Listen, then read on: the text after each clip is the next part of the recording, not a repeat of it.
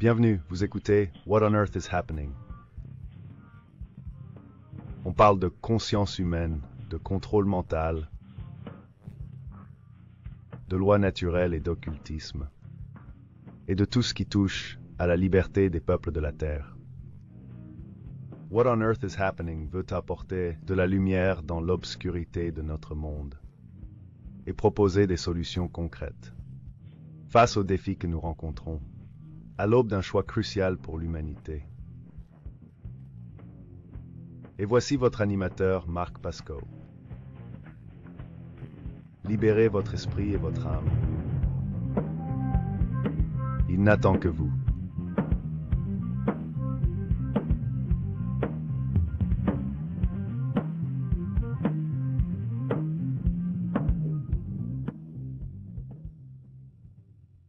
Bienvenue à tous, bienvenue. Vous êtes sur What on Earth is Happening. Les sites internet whatonearthishappening.com et revolutionbroadcasting.com. L'émission est en direct chaque mardi de 20h à 22h, heure de l'Est. Aujourd'hui, on va commencer par quelques annonces d'événements. Ensuite, je vais reparler brièvement du rassemblement End the Fed de mars, qui a eu lieu à Philadelphie samedi 24 avril. Je vous donne le numéro si vous voulez appeler ce soir. N'hésitez pas à appeler quand vous voulez. Ne quittez pas, je vais vous répondre. Le numéro pour appeler est le 347-884-9417, 347-884-9417.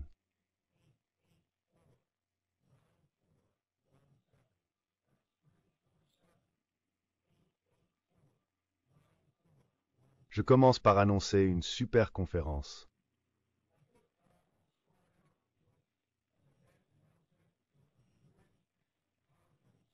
Qui aura lieu à Philadelphie cet été. Je pense que beaucoup de gens ne se rendent pas compte de l'importance que cela a pour la liberté. Car quand on contrôle l'énergie et les ressources,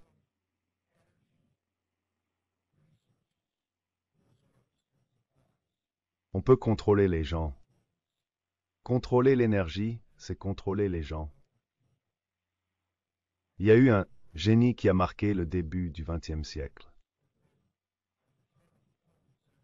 Il s'appelait Nikola Tesla. Son travail dans l'électricité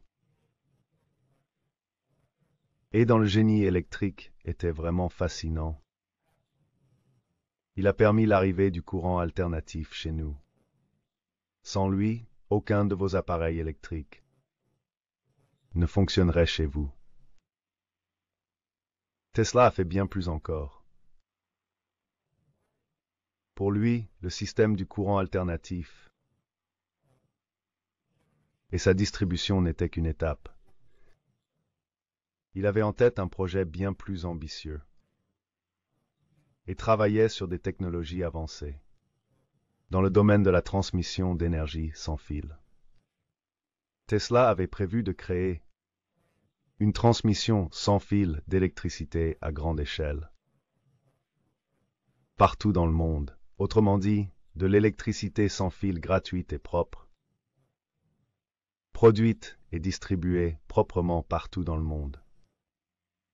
Peu de gens savent qu'aujourd'hui encore, près de 40% de la population mondiale n'a pas accès à l'électricité. On ne se rend pas compte de la chance qu'on a. Un événement est prévu à Philadelphie cet été. Et j'encourage tous les habitants de la région à participer à cet événement et à soutenir l'initiative. Une belle organisation. Je vais vous lire le communiqué. La Tesla Science Foundation réunit scientifiques, inventeurs et passionnés. Pendant 3 jours, mettre en lumière l'urgence d'un nouveau modèle énergétique. Ce sera appelé la Fête de l'indépendance énergétique Nikola Tesla et se tiendra à Philadelphie du 9 au 11 juillet. En juillet prochain, à Philadelphie, la Tesla Science Foundation organise un grand événement sur 3 jours pour rendre hommage à l'héritage de Nikola Tesla et à la vision de Nikola Tesla. Tesla, inventeur de génie du début du XXe siècle. Ces innovations ont mené au courant alternatif, au moteur à courant alternatif, à la technologie sans fil et à bien d'autres inventions majeures qui nous semblent aujourd'hui évidentes. Tesla rêvait d'offrir au monde une énergie propre et gratuite, grâce à des technologies sans fil avancées, mais son projet a été freiné par les intérêts financiers et les intérêts industriels de son époque. Lors de cet événement, la Tesla Science Foundation réunira des chercheurs et inventeurs passionnés par la même vision, mais aussi des passionnés qui souhaitent faire aboutir les technologies énergétiques avancées de Tesla pour le bien de l'humanité. Voici le programme final. Il y a eu quelques changements depuis la dernière annonce. Le 9 juillet de 22h à 2h, ils célébreront l'anniversaire de Tesla. Il est né à minuit, entre le 9 et le 10 juillet. De 22h à 2h, ils organiseront une fête d'anniversaire Tesla. Ça aura lieu sur la pelouse, au centre des visiteurs d'Independence. C'est à l'angle de 6th et Market Streets, à Philadelphie, au Park Independence Mall. Ils présenteront plusieurs bobines Tesla sur place. Une fête sera organisée et ils vont faire fonctionner toutes les bobines Tesla que différents passionnés apporteront à minuit pour fêter l'anniversaire de Tesla. Le lendemain, plusieurs événements sont prévus. On parle même d'un vrai spectacle avec beaucoup d'animation. Il y aura des activités pour tous les publics.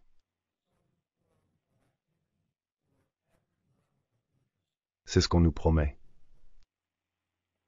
Pour le grand public qui ne connaît pas bien Tesla et peut-être juste envie de s'informer ou en apprendre un peu plus sur lui, récupérer des brochures et des documents et voir des inventions liées à Tesla. Et ces technologies exposées en plein air au même endroit, là où la fête d'anniversaire aura lieu la veille, à l'Independence Visitor Center. On y trouvera des expositions, des infos et de la musique. Ça se passe le lendemain, le 10 juillet, de 10h à 17h. Toujours à l'Independence Visitor Center, à l'angle de 6th et Market Street, il y aura des stands, et des stands seront présents pour ceux qui souhaitent simplement découvrir. Et pour les visiteurs de passage, c'est un secteur très touristique. Ça s'adresse donc surtout à ceux qui ne sont pas encore passionnés et qui veulent simplement s'informer. Des expositions et des stands sur la pelouse du Independence Visitor Center le 10 juillet. En revanche, pour les amateurs de Tesla ou ceux qui s'intéressent de près à ses inventions et à l'énergie libre en général, des conférences auront lieu à la Bibliothèque publique de Philadelphie, ainsi que des présentations et des conférences. La bibliothèque se trouve au 1901 rue Vine. Tout cela se passera le 10 juillet, de 10h à 17h, et c'est moi qui animerai l'événement. Je présenterai tous les intervenants à la bibliothèque. Le troisième événement est destiné à ceux qui sont attirés par la science, aux scientifiques et inventeurs. Il aura aussi lieu le 10 juillet. Cette fois, ce sera à 2 Liberty Place. Au 32e étage, 2 Liberty Place est situé au 1601 rue Chestnut, à Philadelphie. Voilà la conférence scientifique. C'est vraiment le cœur du sujet, pour tout ce qui touche à la technologie, pour ceux qui veulent vraiment s'investir auprès de cette organisation et faire avancer les recherches et les technologies sur lesquelles travaillait Tesla. Le soir du 10 juillet, ce même soir, tout se passe le 10 juillet. Le samedi 10 juillet, de 18h à 23h, tout ça s'est organisé récemment, et c'est la partie qui a changé. Un dîner de réception est prévu et un concert du Divine Hand Ensemble. C'est un ensemble orchestral exceptionnel. Leur particularité, c'est de mettre à l'honneur un instrument électronique appelé thérémine. Le thérémine, si vous ne connaissez pas, ou si vous ne l'avez jamais vu fonctionner ou entendu, allez voir par vous-même. Ça s'écrit thérémine. Vous pouvez chercher sur Internet ou sur YouTube des vidéos de personnes jouant du thérémine. C'est un instrument vraiment fascinant. Il peut produire des sons incroyables. Et cet ensemble, le Divine Hand Ensemble, avec son chef d'orchestre, qui joue du thérémine, c'est l'un des rares théréministes de concert au monde. Et il est exceptionnel. C'est quelqu'un de génial. Il s'appelle Mano Davina. Ils joueront après le dîner. Il y aura d'abord le dîner, puis le concert du Divine Hand Ensemble. Le lieu est maintenant définitivement confirmé. De 18h à 23h à l'Arch Street Meeting House. Arch Street Meeting House. 302 Arch Street. 10 juillet, 18h à 23h. Tarif annoncé prochainement. Pour cette partie de l'événement, je tiens à remercier tout particulièrement ce soir mon ami Anthony Michael Falsetta pour sa générosité envers la Tesla Science Foundation et son soutien absolument désintéressé en permettant la réservation de l'Arch Street Meeting House. Pour la soirée, la Tesla Science Foundation tient à remercier Anthony Michael Falsetta et je souhaite aussi lui exprimer ma gratitude personnelle. La dernière partie de la conférence aura lieu le 11 juillet et correspondra à la suite du volet scientifique. La conférence scientifique se prolongera le lendemain de 10h à 17h, le dimanche 11 juillet, au 2 Liberty Place, 32e étage, Nissi-So-One, Chestnut Street. Voici le programme de cette grande conférence dédiée à Nikola Tesla, ses technologies, théories et philosophie. Pour les infos à jour sur cette conférence, rendez-vous sur teslansfoundation.org. Je répète, Teslans Foundation, une super équipe et je suis ravi de collaborer avec eux.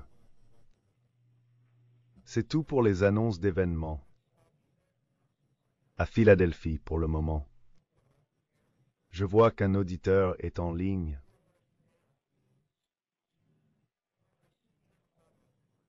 On prend l'appel. Bonjour à vous. Vous êtes à l'antenne. Vous écoutez What on Earth is Happening. Comment ça va? Vous êtes là, l'appelant? Première tentative. Dernier appel. Bon. Désolé, on dirait qu'il a raccroché. Bon, si vous appelez, merci de patienter. Ne quittez pas, je m'occupe de vous dans un instant. Je voudrais maintenant revenir sur la marche End the Fed.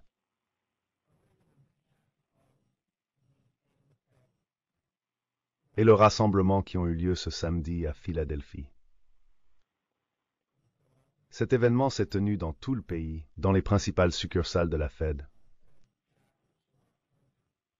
Mais je veux surtout revenir sur celui de Philadelphie. Je m'y suis retrouvé très impliqué à la dernière minute. On m'a appelé pour prendre la parole lors de l'événement, devant le bâtiment de la Fed. C'était seulement 2 jours avant, donc jeudi après-midi, il me semble. J'ai accepté et j'ai rédigé mon discours le vendredi, et j'ai lu ce discours devant la Fed samedi.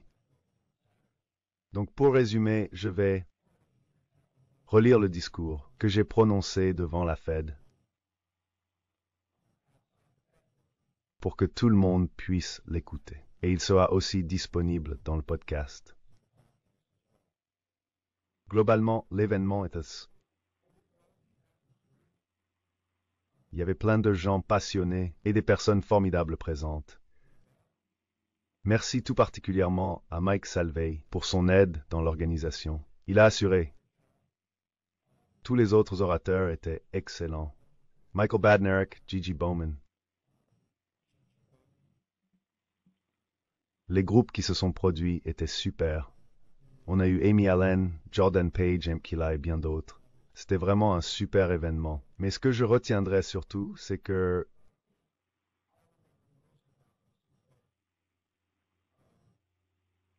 je pense qu'on a vraiment atteint beaucoup de gens dans la rue cette fois.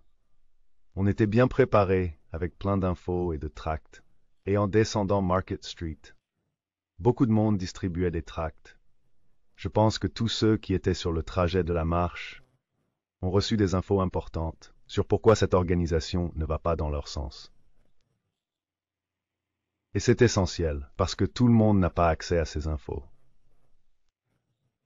Les gens du mouvement pour la liberté et des médias alternatifs ne doivent pas penser que, parce qu'ils comprennent certains sujets, tout le monde pense la même chose. Mais ce n'est pas le cas. Et je pense qu'on doit vraiment continuer à faire passer le message, transmettre de bonnes informations à ceux qui comprennent mais ne réalisent tout simplement pas sur la façon dont tout cela influence leur existence, de façon très profonde. Donc, en gardant cela en tête, je vais vous parler du discours que j'ai prononcé devant la Réserve fédérale. C'était ma manière d'essayer d'alerter les gens, non seulement sur la mentalité qui motive réellement une institution comme la Réserve fédérale, mais aussi sur la façon dont, en général, à cause de leurs faiblesses et de leurs erreurs, nourrissent des institutions de ce genre, en leur apportant leur soutien, en ne dénonçant pas ce qui ne va pas, en ne cherchant pas à comprendre pourquoi ce genre d'institution ne sert pas le bien de l'humanité. Je vais donc lire le discours, et si quelqu'un souhaite réagir, n'hésitez pas à appeler, ou revenir sur ce qu'on a déjà abordé, ou tout autre sujet qui vous tient à cœur. Après ça, j'aborderai des notions plus théoriques, qui sont au cœur de ma présentation. Ce soir, je ferai un petit retour sur la semaine dernière, et on passera à de nouveaux sujets. Voici le discours que j'ai lu devant la Réserve fédérale samedi dernier,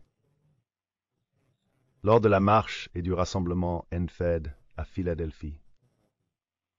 Je vous remercie à tous d'être venus aujourd'hui, et je remercie aussi chacun d'entre vous pour avoir pris le temps de vous unir dans un esprit de courage pour défendre la liberté et dénoncer la corruption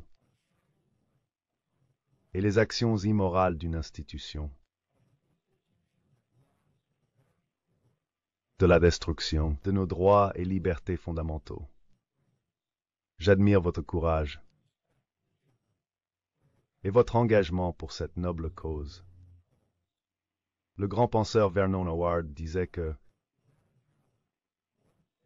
la maladie humaine est si profonde que peu de gens supportent de la regarder en face, mais ceux qui osent l'affronter peuvent guérir. Gardons cela en tête et regardons la vérité en face. Ils sont agressifs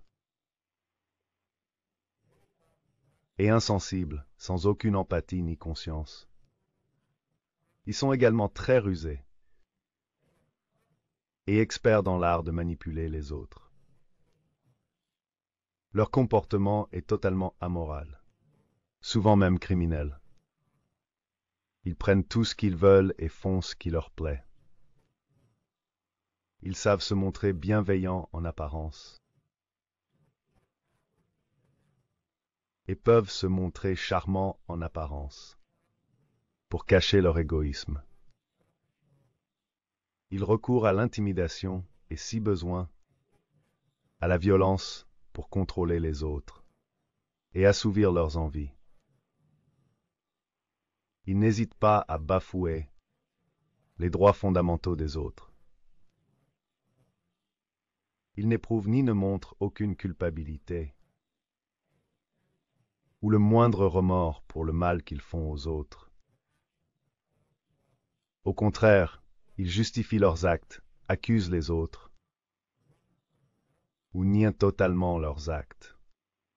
Ils considèrent les sentiments et les envies des autres avec un total mépris. Ils mentent sans scrupule et disent n'importe quoi, sans se soucier de la vérité, ni d'honnêteté pour servir leurs propres desseins. Ils ne mesurent pas du tout les conséquences de leurs actes. Ils refusent toute responsabilité pour leur comportement parasitaire et irresponsable, parce qu'ils méprisent profondément les autres.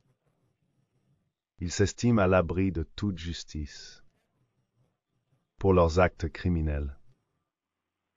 On les décrit souvent comme des prédateurs de leur propre espèce, car ils n'ont pas les qualités qui permettent aux humains de vivre en harmonie avec les autres. Ce que je viens de lire décrit parfaitement les attitudes caractéristiques et les comportements des propriétaires et des dirigeants de ce cartel privé, qu'on appelle la Réserve fédérale. Cependant, ce que je viens de vous lire n'a pas été écrit à l'origine pour décrire la Réserve fédérale en particulier. C'était une liste rédigée par des psychologues pour décrire le trouble mental appelé psychopathie. Autrement dit, c'était une liste des traits de personnalité des psychopathes. La psychopathie est à l'origine même de la crise que traverse l'humanité aujourd'hui. Et elle est bien plus répandue qu'on ne veut l'admettre. Ce n'est pas la nature humaine qui en est la cause. Contrairement à ce qu'on veut vous faire croire, la véritable raison, c'est que la psychopathie n'est pas seulement un trouble psychologique, mais aussi un comportement acquis et une maladie contagieuse, un virus, qui a contaminé l'ensemble de l'humanité. Mon parcours spirituel et ma quête personnelle pour comprendre au mieux les mécanismes de l'esprit humain m'ont poussé à étudier ce phénomène, jusque dans ses moindres détails, pendant de longues années. Aujourd'hui, je voudrais partager avec vous quelques observations essentielles que j'ai pu découvrir sur la façon dont les psychopathes en général, et en particulier des institutions comme la Fed, arrivent à tromper le public et à commettre leurs abus en toute impunité, et des actes immoraux sans jamais être inquiétés. Parmi leurs plus grandes aptitudes, il y a leur faculté à simuler des émotions humaines et de l'empathie, ce qui leur permet de se dissimuler aisément ou de passer inaperçus dans les sociétés où ils agissent. Tout le monde sait que les bonnes actions se font au grand jour pour que tout le voie. À l'inverse, les actes des psychopathes sont toujours accomplis et doivent se dérouler dans l'ombre. Car dès qu'on les met en lumière et que les gens comprennent leur méthode, Les psychopathes disparaissent aussitôt. Ils excellent à convaincre autrui que leur communauté ne survivrait pas sans eux, qu'ils remplissent un rôle essentiel, et que si jamais on les démasquait et les écartait, ce serait le chaos absolu. Pour conforter ce mensonge bâti sur la peur et la dépendance, les psychopathes provoquent des crises autour d'eux. Et une fois le chaos déclenché, ils interviennent pour jouer les sauveurs en proposant des solutions qui servent leurs propres intérêts aux problèmes qu'ils ont eux-mêmes causés. Les psychopathes n'ont qu'un but, c'est pousser les autres à ressentir autant de peur et de détresse, et le même vide qu'eux. Pour y arriver, leur meilleure arme est de répandre si haut leur vision déformée du monde. Une vision basée sur la peur, le manque, l'avidité, la division et le contrôle. Autrement dit, ils font croire aux gens que la seule façon de s'en sortir dans la vie, c'est de leur ressembler, de finir par leur ressembler aux psychopathes. Ils nous amènent à penser comme eux et à voir le monde et les gens à travers leurs regards. Vous pouvez appeler ça comme vous voulez. Pour moi, c'est du contrôle mental. Et la plupart d'entre nous tombent dans le piège. On devient comme eux dès qu'on cherche à manipuler les autres pour notre propre bénéfice, quand on place l'argent, l'avidité et l'égoïsme au-dessus de tout. Quand on choisit l'ignorance dans un monde où l'information est partout.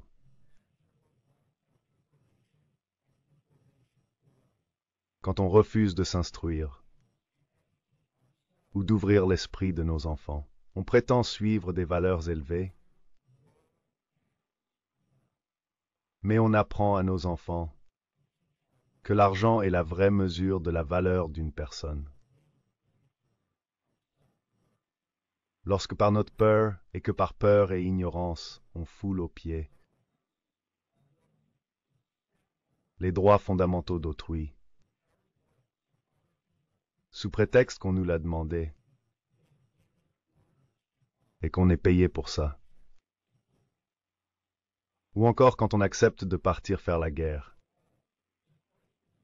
qui repose sur l'impérialisme, l'agression anticipée et le pillage des ressources naturelles des États souverains. Ça ne plaira peut-être pas à tout le monde, et certains préféreraient ne pas l'entendre. Mais la réalité, c'est que dans l'ensemble, nous, citoyens de ce pays jadis libre, sommes ceux qui permettent à ces psychopathes de nous dominer et de nous contrôler. Beaucoup sont devenus indifférents à la confiscation des droits fondamentaux d'autrui. C'est ainsi que cette guerre silencieuse de domination et d'agression contre la liberté humaine avance presque sans résistance. Ne vous y trompez pas, ne vous laissez pas berner. Les institutions psychopathes au plus haut niveau, ou plutôt les plus bas de notre société, ont parfaitement accompli leur œuvre, dans ce qu'elles savent faire de mieux. Mais cela n'a pas à être ainsi. Vous savez, je ne partage pas les conclusions de la plupart des psychologues qu'il n'existe aucun traitement pour la psychopathie. Il y a une solution, et cette solution, c'est chacun et chacune des personnes présentes ici aujourd'hui. Nous sommes la réaction du système immunitaire face à ce virus qui a contaminé l'esprit et le cœur des gens. Et nous sommes là pour guérir la situation malade de notre nation et du monde. Pour guérir ce mal, il faut reconnaissance, respect,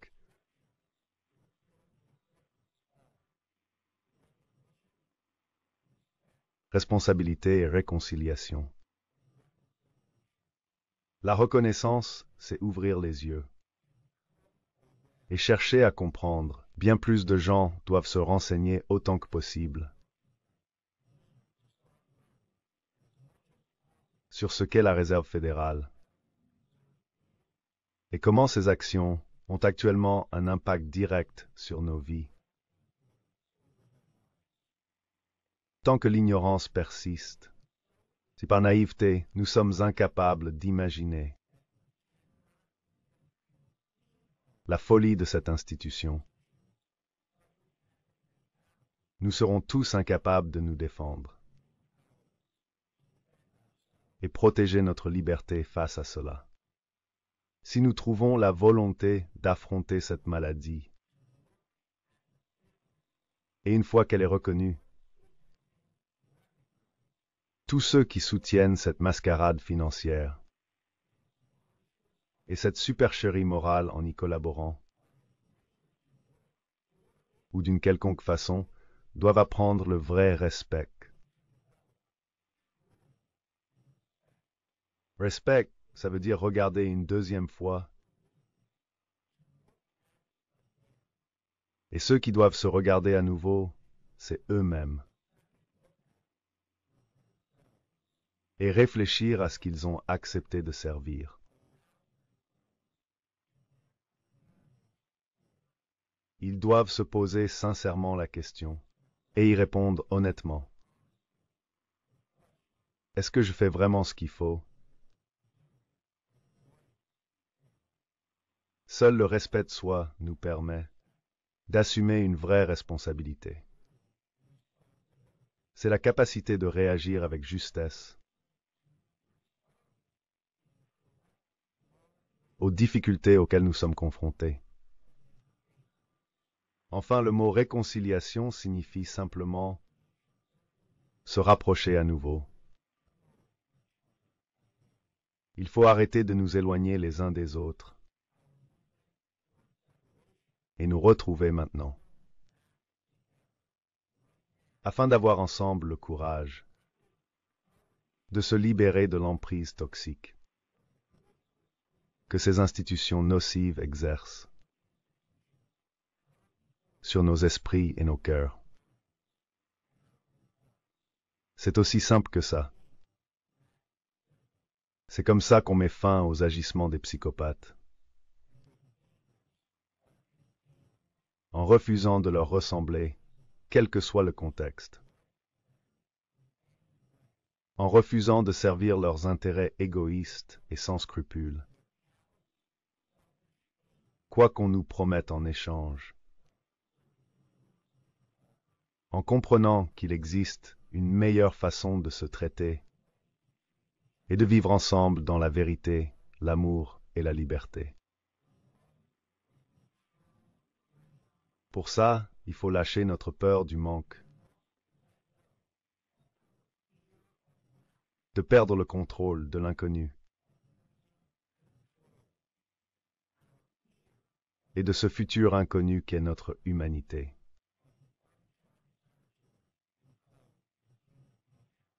Au bout du compte, nous sommes les seuls à nous freiner. Pour terminer, je sais que je ne suis pas seul à penser cela. Lorsque je dis « prenons conscience » de ce que nous avons à faire, respectons-nous les uns les autres. Assumons pleinement nos responsabilités. Surmontons nos différences. Et ensemble, guérissons ce qui ronge notre humanité, dont la Réserve fédérale n'est qu'un symptôme. Unissons-nous, une fois pour toutes. Allons-y, lançons-nous. Merci. Voilà ce que j'ai dit samedi dernier. devant environ 250 à 300 personnes, devant la réserve fédérale à Philadelphie. Ensuite, on s'est retrouvés sur la pelouse du centre des visiteurs de l'Independence et avons écouté d'autres intervenants passionnants et découvert de super groupes de musique qui essaient vraiment d'ouvrir les yeux du public sur ce dont personne ne parle. Au final, c'était un super moment. Pour ma part, c'est ce qui m'a le plus marqué, c'est la quantité d'informations qui ont été imprimées et données aux passants. Je voudrais aussi remercier tous ceux qui ont aidé à faire passer le message. Barbara Marinelli, Daryl Rollins, Fred Emmendorfer ont vraiment joué un rôle clé pour que tout soit imprimé. Sans leur aide, beaucoup de gens n'auraient pas reçu ces informations. Avant même de se demander ce qu'est la réserve fédérale et pourquoi autant de gens se sont mobilisés un samedi pour informer les autres, à sa nature et à ses actions, en provoquant la crise financière que traverse ce pays, et même le monde entier en ce moment.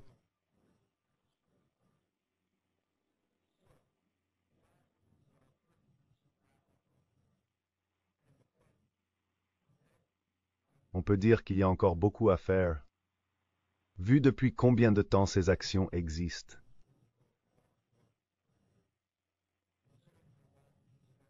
Le nombre de participants reste à peu près stable, selon les gens qu'on arrive à mobiliser,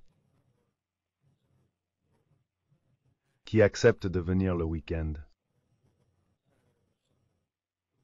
Pour une grande ville comme Philadelphie, on pourrait attirer encore plus de monde dans la rue. Cela dit, il y avait beaucoup de nouveaux visages. C'était vraiment encourageant. Ça a eu lieu à la Banque fédérale ce week-end. Ce soir, je vais faire un petit récapitulatif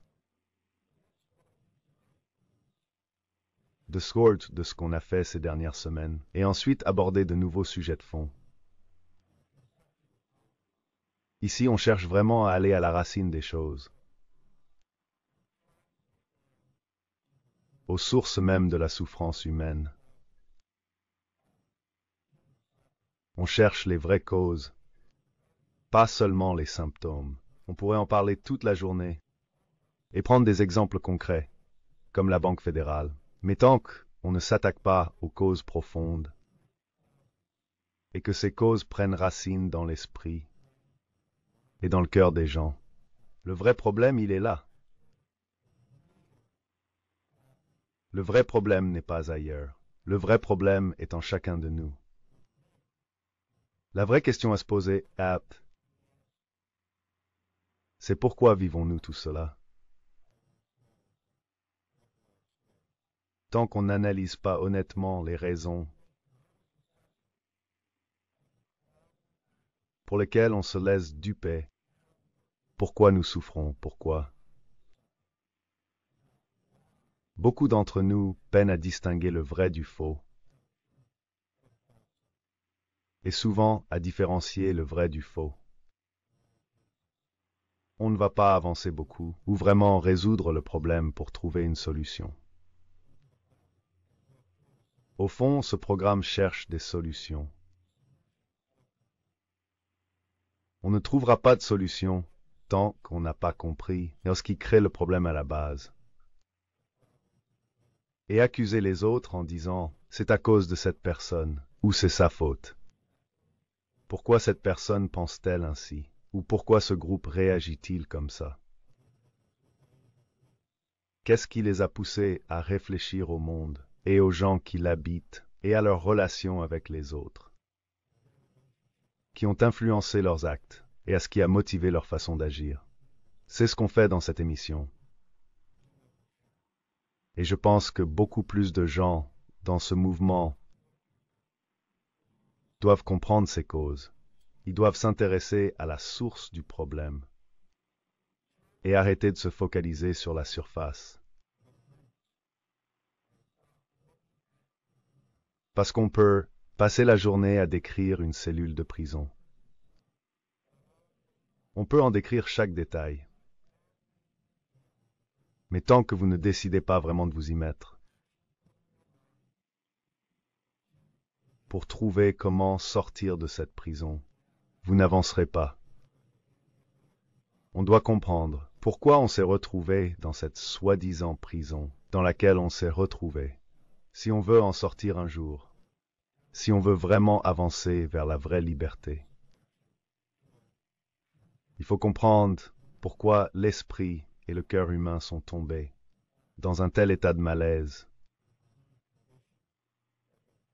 partout dans le monde.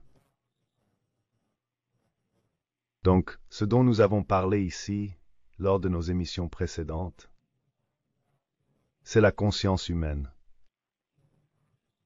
Comment la conscience se manifeste-t-elle? Nous avons évoqué la force de nos pensées et de nos émotions, et de nos actions et de la façon dont nous devons les amener à s'harmoniser avec le reste, pour ne plus être en contradiction avec nous-mêmes. Que nos pensées s'accordent à nos émotions et à nos actions, et personne ne peut nous diviser ou nous faire dévier de notre chemin. Ces trois dimensions demandent de l'attention. Nous devons élever nos pensées vers l'intelligence. Nous devons orienter nos émotions vers la bienveillance. Et il nous faut renforcer notre volonté d'agir, justement dans le monde. C'est comme ça qu'on sortira du pétrin où on est. Développer notre compréhension d'un point de vue intellectuel, mais aussi ouvrir notre regard pour inclure chacun.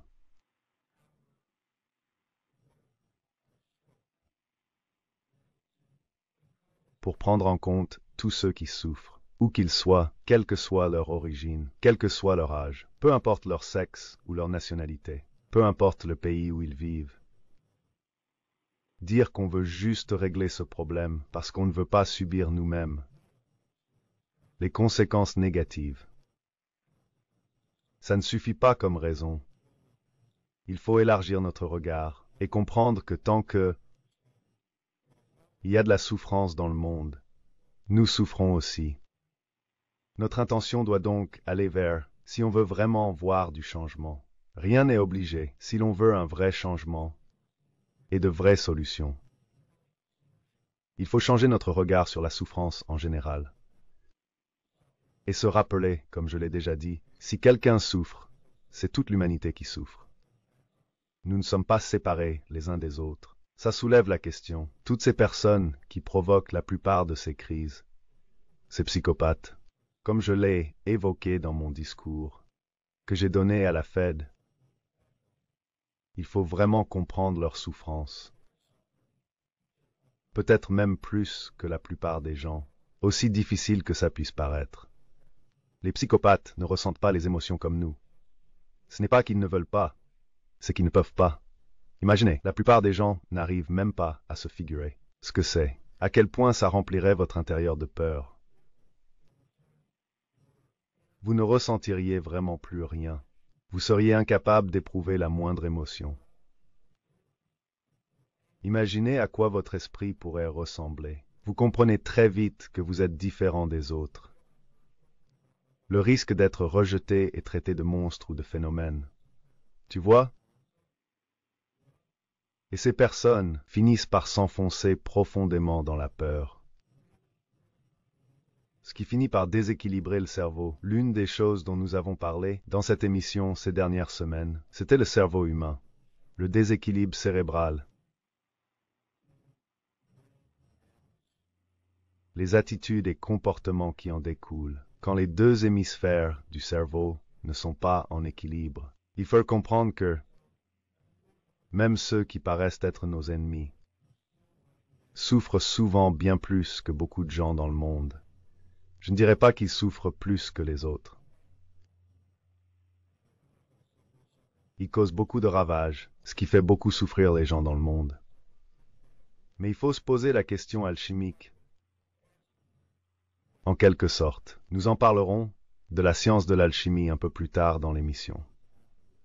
Mais la vraie question c'est, qu'est-ce qui fait souffrir le frère?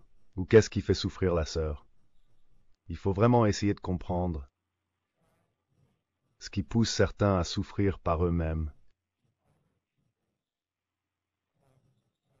et pourquoi ils souffrent autant, au point de reporter leur mal-être sur les autres et leur faire du mal. Comme je l'ai déjà mentionné dans mon discours sur la Fed, ils veulent que les autres ressentent le même vide qu'eux. Il est possible de changer les choses si assez de personnes s'impliquent, à condition de comprendre les vraies raisons de ce problème, de voir ce qui se passe en eux et dans le monde qui les entoure, et qu'ils se sentent concernés pour agir. L'essentiel, c'est de s'impliquer vraiment et de surmonter ses peurs. Beaucoup de gens ont peur de ce genre de sujet, surtout quand il s'agit de la Fed. Beaucoup réagissent en disant « Oui, mais je suis prêt à faire tout un tas de choses, mais quand il s'agit d'affronter une organisation comme la Réserve fédérale, je me dégonfle, je n'y vais pas, parce que j'ai trop peur de ce qu'ils pourraient faire. » Mais cette attitude ne va rien changer. Car si on agite ou qu'on n'agit pas par peur, bon courage. Il n'y aura jamais de changement positif autour de vous. Je remercie encore ceux qui sont venus à cet événement. Avant d'entrer dans le vif du sujet, pour leur courage, c'est ça que je respecte, par-dessus tout, chez ceux qui participent à un événement comme End the Fed.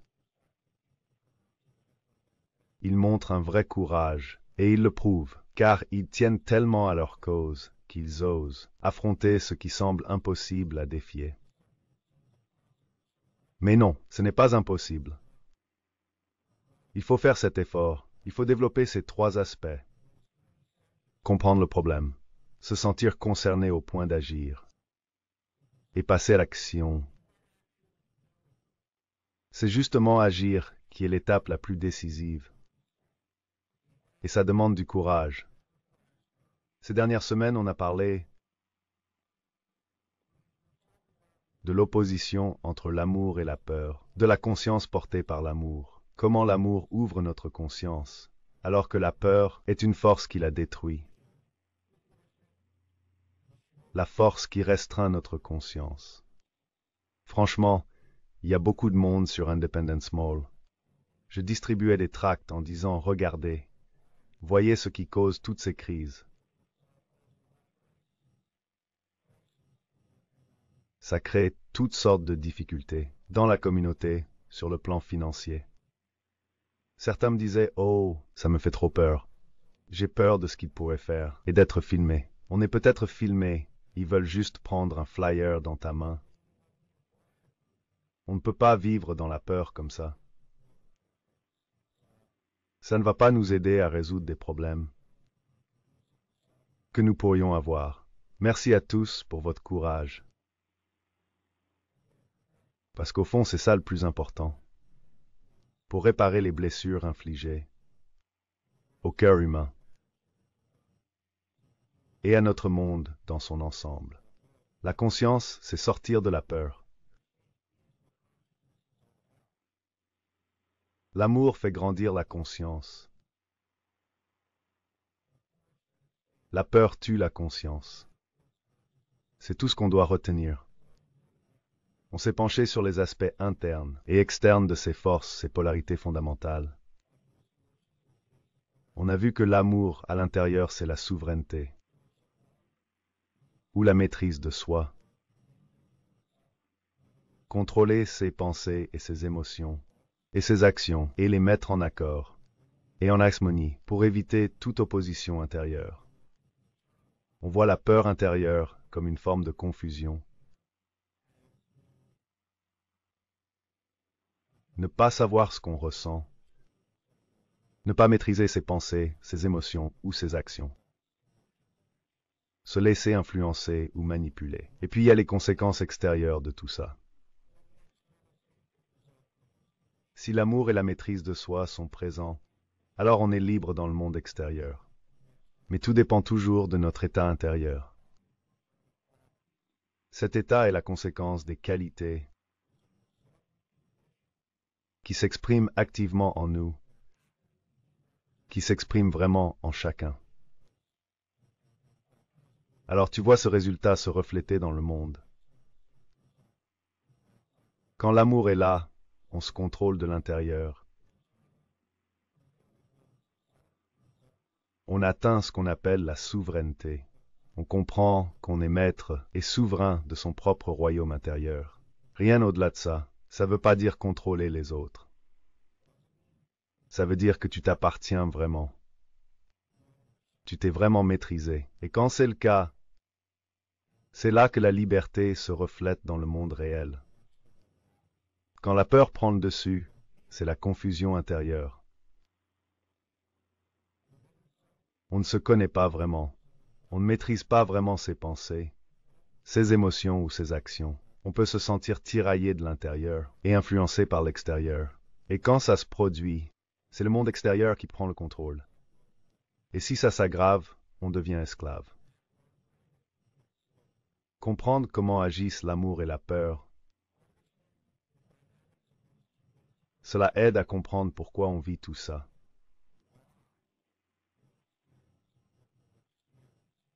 La semaine dernière, on a beaucoup parlé des façons de voir le monde et de ce que ça engendre. On s'est penché sur les différentes façons de voir le monde, selon les déséquilibres du cerveau. Quand le cerveau gauche domine, on voit le monde comme gouverné par le hasard, où l'univers n'est qu'un accident cosmique, sans intelligence derrière la nature, et qu'il n'existe pas de loi naturelle sur nos actes, ni sur la façon dont on traite les autres.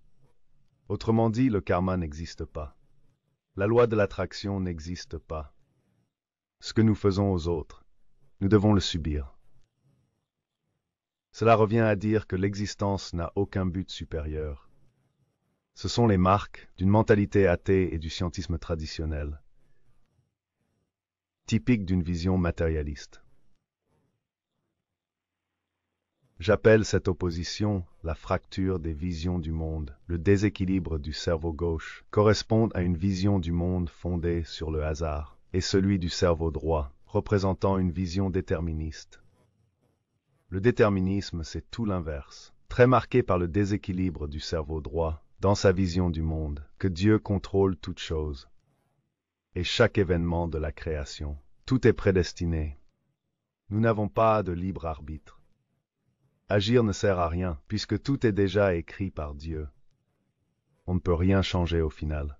C'est typique de l'extrémisme religieux. Ces deux visions du monde sont profondément déséquilibrées, et aucune d'elles n'est vraie. La vérité se trouve quelque part entre les deux, ou une synthèse entre ces deux extrêmes, ou entre ces deux formes extrêmes de déséquilibre. Et j'ai expliqué la situation qu'il faut vraiment comprendre. C'est un mélange de loi naturelle et de libre arbitre. La loi naturelle représente l'aspect déterministe de la création, et le libre arbitre représente l'aspect aléatoire, car ce sont eux qui guident nos choix.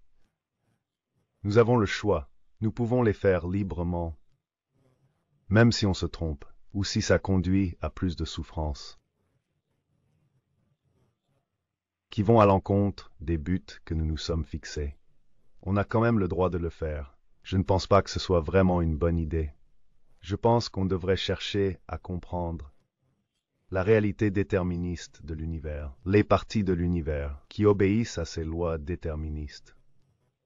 C'est ce que j'appelle la loi naturelle, comme l'ont fait beaucoup de penseurs avant moi. Il faut comprendre ce qu'est la loi naturelle et ce que nos choix libres produisent, quand nous sommes en accord ou non avec la loi naturelle, ou quand on décide de l'ignorer.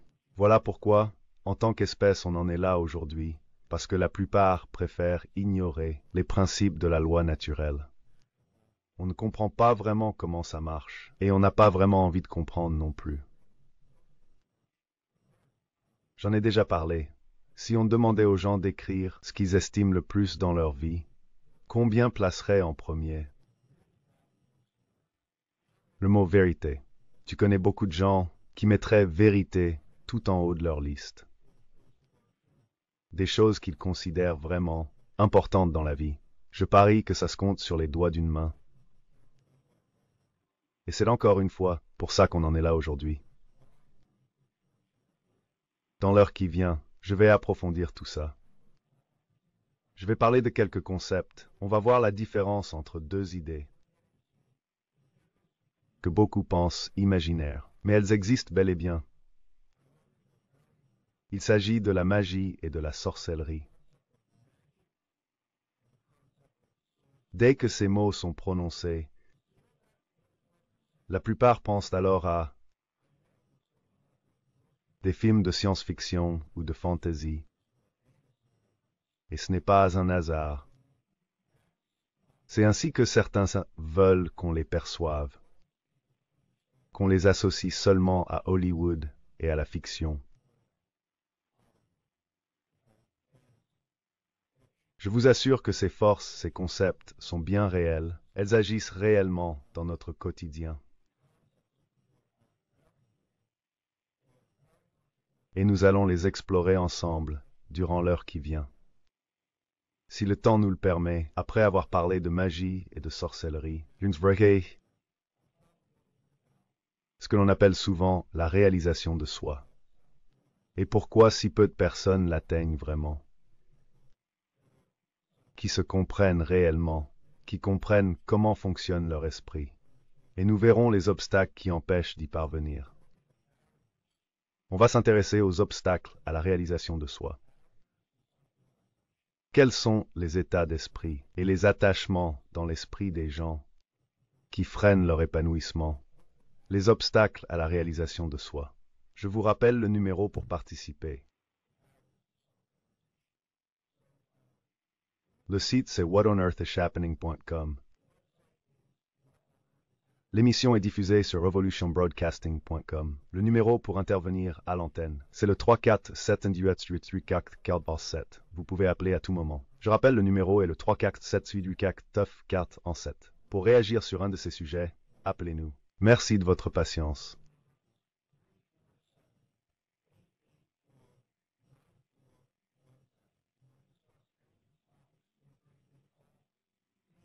Je vérifie régulièrement le standard, tout en présentant différents sujets, et je prendrai vos questions.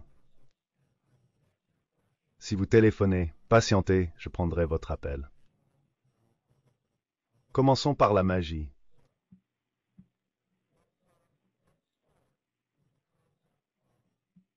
C'est le thème principal de l'heure à venir. La magie, selon la définition, c'est la science. Et l'art de provoquer des changements selon la volonté. C'est la science et l'art de transformer les choses par la volonté.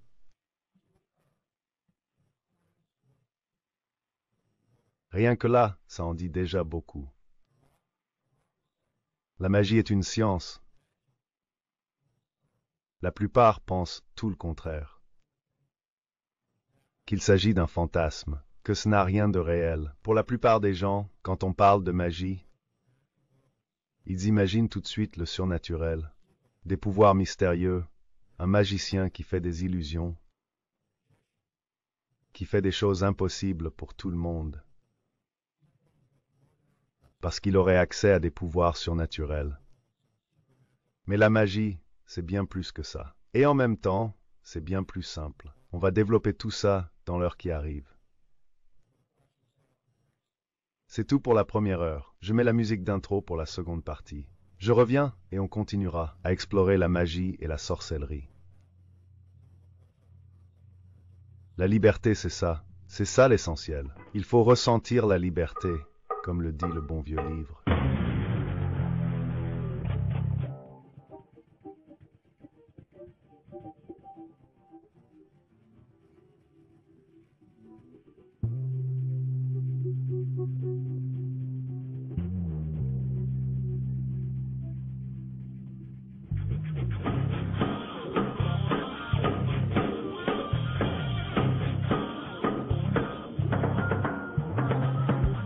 on Earth is Happening with Enter, d'éclairer les zones d'ombre de notre monde et de proposer des solutions qui nous donnent le pouvoir d'agir face aux problèmes auxquels nous sommes confrontés.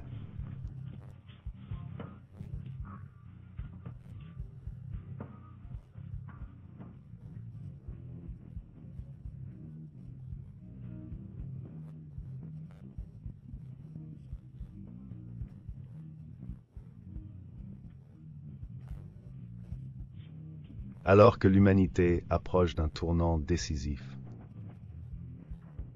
Voici votre animateur, Marc Passio. Liberté pour les peuples, pour l'humanité entière. Émancipez votre âme et votre esprit. Elle n'attend que vous.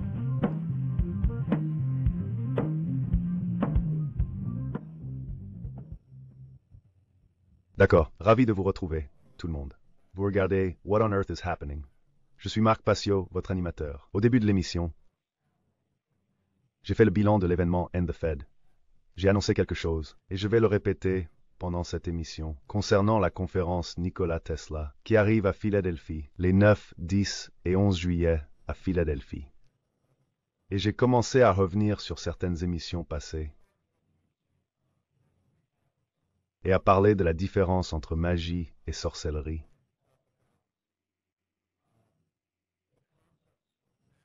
Et de la façon dont elles influencent réellement nos vies. On y reviendra. Un peu plus tard dans l'émission, je vais vous redonner les sites web et le numéro du standard. Mon site, c'est whatonearthishappening.com, ainsi que ceux des réseaux. Le site internet revolutionbroadcasting.com et le numéro pour intervenir à l'antenne, si vous souhaitez participer et discuter avec nous des sujets abordés. Le numéro est le 347-494-7. Je répète, 347-4I7. Tout à l'heure, en fin de dernière partie, on reparlait encore une fois de la magie.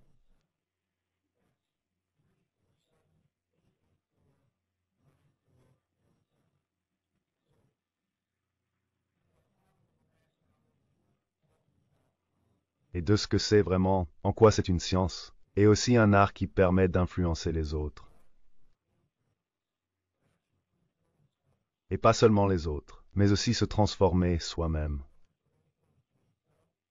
C'est ça en fait, l'influence qui permet de changer les choses. Et c'est aussi une science, un art à part entière. Et nous y reviendrons un peu plus tard. Je répète pour les auditeurs de Revolution Broadcasting, qui nous suivent le jeudi soir pendant la deuxième heure. Voici une annonce à propos de la conférence Tesla qui arrive. En juillet à Philadelphie, la Tesla Science Foundation réunit scientifiques, inventeurs et passionnés pour 3 jours de conférence, met en avant l'urgence d'un nouveau modèle énergétique. En juillet à Philadelphie, la Tesla Science Foundation organisera une conférence et une célébration de 3 jours pour célébrer l'héritage et la vision de Nikola Tesla. Tesla était un inventeur de génie qui a vécu au début du XXe siècle. On lui doit le courant alternatif, le moteur à courant alternatif, les technologies sans fil, et bien d'autres inventions influentes, devenues indispensables de nos jours. Tesla rêvait d'offrir au monde une énergie propre et gratuite. Grâce à la transmission sans fil, ces avancées ont été freinées par les intérêts financiers et par les puissances industrielles de son époque. Lors de cet événement, la Tesla Science Foundation réunira des scientifiques, des inventeurs et des passionnés partageant le même objectif, de faire aboutir les technologies énergétiques avancées de Tesla pour le progrès de l'humanité. Voici le programme de cette conférence exceptionnelle, et j'ai vraiment hâte d'y participer. Le 9 juillet, une grande fête d'anniversaire de Tesla aura lieu sur la pelouse du Centre des visiteurs d'Independence, dans le parc national Independence Mall, 6th et Market Streets à Philadelphie de 22h à 2h. Ils présenteront des bobines Tesla. À minuit, les bobines Tesla seront activées pour célébrer l'anniversaire de Tesla. Tesla est né à minuit, dans la nuit du 9 au 10 juillet 1856. Le lendemain, plusieurs événements sont prévus. 4 événements auront lieu le lendemain. 3 d'entre eux se dérouleront simultanément. C'est voulu, façon cirque à 3 pistes si on peut dire. C'est fait pour que tout le monde puisse participer, quel que soit son degré d'intérêt. Même ceux qui connaissent peu Tesla et qui veulent juste s'informer ou discuter avec d'autres. Il y aura des brochures et des documents pour découvrir qui il était. Il y aura de la musique et une ambiance détendue. Ce sera sur la pelouse au même endroit que la fête d'anniversaire de la veille, au Independence Visitor Center, 6e rue et Market Street. Et tout ça se passera là-bas. Ce sera un événement en plein air, et ça aura lieu de 10h à 17h le 10 juillet. C'est le samedi 10 juillet. Le prochain événement est destiné aux passionnés.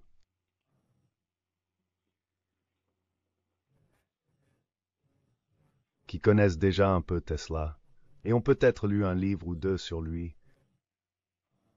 et qui veulent des infos plus approfondies, et assister à des conférences sur Tesla et ses inventions. Ça se passera à la Bibliothèque publique de Philadelphie,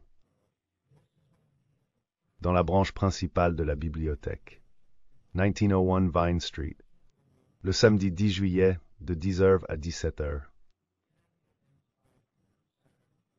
Je serai l'animateur de l'événement. Je présenterai tous les intervenants.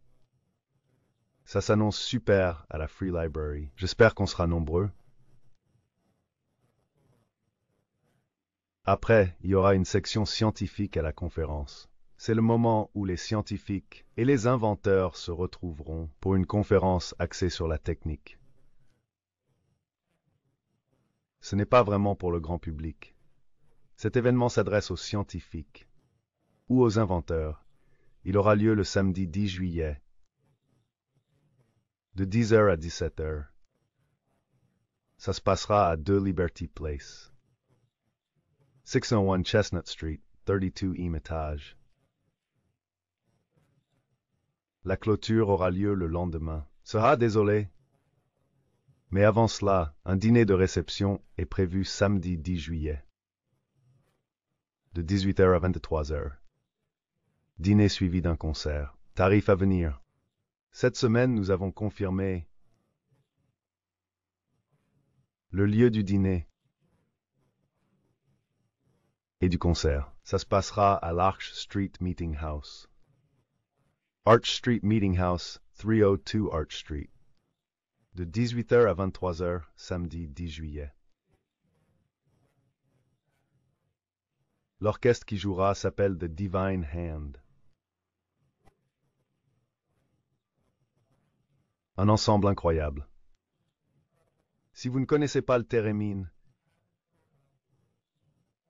voici leur site web, The Divine Hand et l'ensemble orchestral, qui jouera lors du dîner de réception. Leur site, c'est divinehand.net. Divinehand.net. Je vous invite à les découvrir. C'est un orchestre exceptionnel. Le Theremin est vraiment incroyable. Les sons qu'il produit sont incroyables. Il faut l'entendre pour en saisir toute la magie. Découvrez-le sur divinehand.net. Ils joueront lors du Nikola Tesla Energy Independence Celebrations 2010, le samedi 10 juillet, à l'Arch Street Meeting House, 302 Arch Street, de 18h à 23h. La dernière partie de la conférence prolonge les présentations scientifiques. Elles auront lieu à 2 Liberty Place, au 32e étage. L'adresse 1601 Chestnut Street. Ce sera le dimanche 11 juillet de 10h à 17h. La conférence scientifique dure 2 jours. Elle est destinée aux scientifiques et aux inventeurs. Rendez-vous les 2 jours de 10h à 17h à 2 Liberty Place. Pour en savoir plus sur l'événement, rendez-vous sur teslainsfoundation.org. teslainsfoundation.org. Ce sont des gens formidables.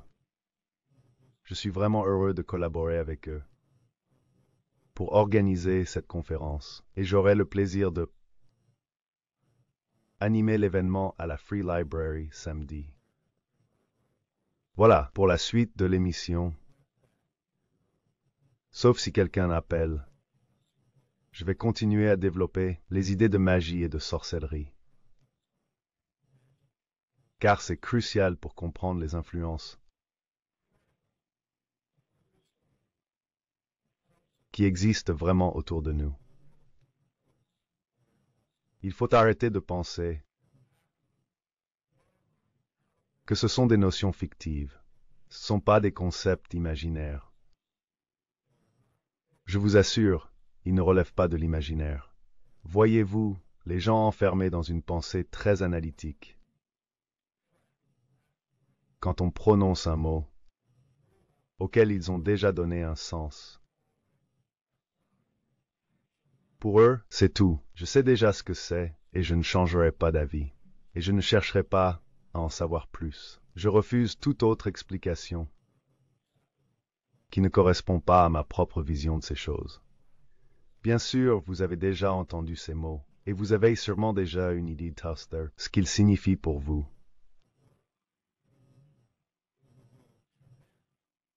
Si c'est votre cas,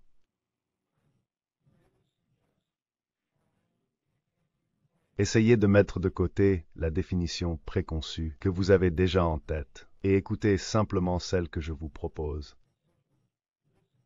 Et la façon dont j'emploie ces mots pour expliquer ces concepts dont je parle. Quand je parle de magie, voici ce que j'entends par là. C'est la science et l'art de provoquer un changement selon sa volonté. La science est l'art de provoquer des changements selon sa volonté. C'est donc une science. Il existe des méthodes reconnues et reproductibles.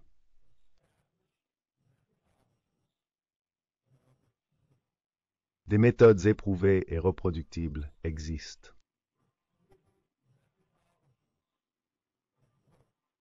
C'est pourquoi on parle vraiment d'une science. C'est aussi un art, parce que tout le monde n'y excelle pas.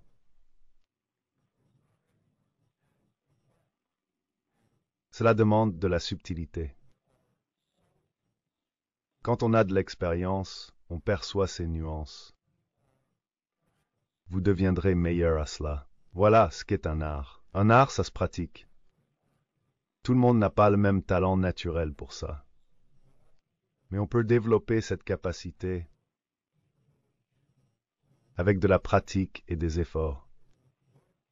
La magie est donc à la fois une science et un art. Son but, c'est d'influencer les changements.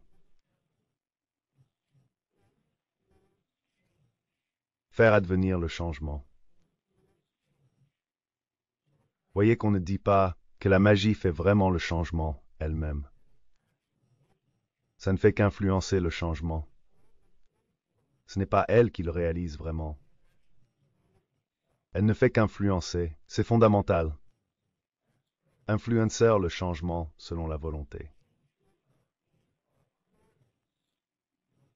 C'est en fait l'essence même de la définition de la magie. Je vais maintenant définir la sorcellerie. Vous verrez à quel point elles se ressemblent. Mais la définition de la sorcellerie, en fait, c'est exactement l'opposé de celle de la magie. Voilà comment je définis la sorcellerie. La sorcellerie, c'est la science et l'art de provoquer un changement selon la volonté. Là, beaucoup vont se dire, mais c'est la même définition que pour la magie. Alors, comment pouvez-vous dire que c'est l'exact opposé? La nuance se trouve dans le mot volonté. et dans ce qu'on entend par volonté. Je souligne cette différence en l'écrivant, ou quand je la montre dans une présentation, ou dans un diaporama, en utilisant un V majuscule. Au début du mot volonté, quand on parle de la magie en tant que science et art. En sorcellerie, on parle d'une volonté avec un W minuscule. C'est simplement une nuance pour montrer la différence entre les deux notions, qui modifie totalement la signification du concept. Alors quand je parle de magie et que j'évoque le fait de provoquer un changement, selon la volonté, je ne parle pas d'une volonté égoïste ou centrée sur soi, celle du praticien. Ce n'est pas de ça dont il s'agit ici. C'est une volonté supérieure. C'est une notion de volonté sur laquelle on a écrit des ouvrages entiers. De nombreuses philosophies occultes sont construites autour de cette idée. C'est donc un sujet. La notion de volonté est un thème très profond. Je ne parle pas juste du désir d'une personne d'agir. C'est important à garder en tête pour comprendre la magie. C'est la science et l'art de provoquer un changement, selon la volonté. Ceci, en fait, les deux notions peuvent être utilisées de façon interchangeable. Ici, la volonté peut être utilisée de manière interchangeable avec les principes de la loi naturelle. Si l'on comprend vraiment le fonctionnement de la création, et qu'inversely, la loi naturelle fait partie de la création.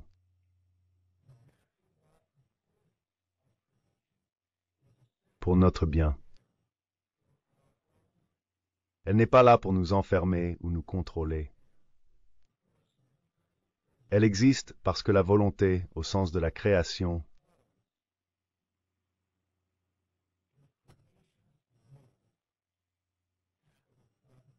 n'interfère pas avec notre libre arbitre. Notre propre volonté, ce que nous décidons de faire. Elle est là pour que, si nous nous alignons sur la vérité, sur ce qui est réel, sur la véritable nature de la loi naturelle, alors nous ne souffrirons pas par notre propre faute. Je ne peux pas vraiment vous donner un exemple purement immatériel. Ce n'est pas aussi simple que ça. Si je donnais un coup de poing à quelqu'un, sans raison, je ressentirais la douleur tout de suite. Imaginez que ce soit le cas. Si quelqu'un faisait quelque chose d'interdit à quelqu'un, par exemple, essayer d'imposer son droit naturel à la liberté d'expression, et que juste après, ils sortent de chez eux. Un arbre leur tombe dessus, et qui continuait à refaire ça, et ils avaient toujours le même résultat. Peut-être qu'ils comprendraient vite que c'est lié, que l'effet suit la cause. Vous voyez? Mais ça se passe pas vraiment comme ça. Dans l'espace-temps à 3 dimensions où on vit. Souvent, il y a un délai entre l'action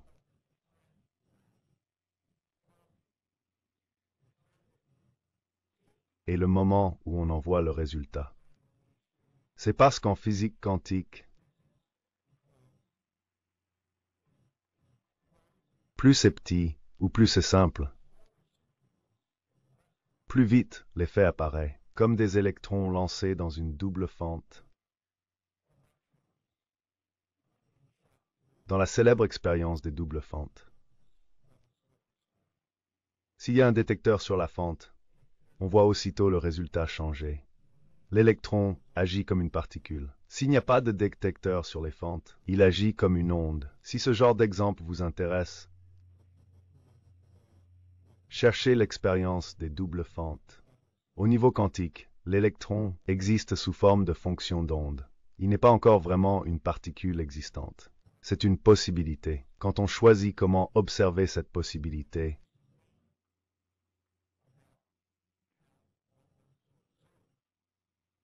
elle devient tout de suite une particule. Un objet matériel qu'on peut mesurer. C'est un exemple un peu abstrait. Mais ça montre qu'au niveau quantique, à très petite échelle, l'effet suit la cause presque instantanément.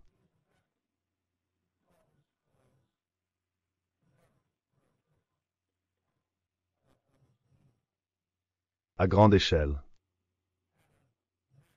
il y a un décalage. L'univers a besoin de temps pour organiser avec complexité.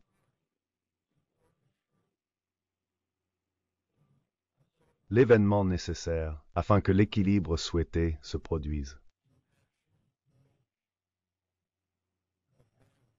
Quand nous faisons certains choix. Je vais vous donner un exemple concret. Et gardez bien ceci en tête. Cela concerne la notion de volonté et la façon dont on l'emploie ici. La gravité agit en permanence à la surface de la Terre. On ne parle pas de l'espace. Ici, à la surface de la Terre, la gravité s'exerce. Si je me mets sur le toit d'un immeuble de 3 étages et que je fais tomber un objet du toit, vous verrez la gravité à l'œuvre. Il n'y a pas besoin d'y croire pour que la gravité agisse. Je peux penser ce que je veux, que l'objet va partir vers le haut ou sur le côté. Ici, on n'est pas à l'échelle quantique, où tout devient étrange. On est à notre échelle, celle du quotidien. Cela veut dire que les lois de la physique s'appliquent beaucoup plus et fonctionnent comme prévu, et que la balle ne s'envole pas vers le haut. Les physiciens quantiques vous diront qu'il existe encore une chance infinitésimale. Il est très peu probable que la balle monte au moment où on la lâche. Mais dans la réalité, ça n'arrive pas. Il faudrait attendre un événement qui ne se produirait pas avant plusieurs vies de l'univers. Vous voyez, c'est quasiment une chance sur un nombre inimaginable. Même en répétant l'expérience un nombre infini de fois, on ne verrait jamais ça arriver. Il faudrait attendre une éternité pour voir un tel événement, qu'une telle anomalie ait lieu.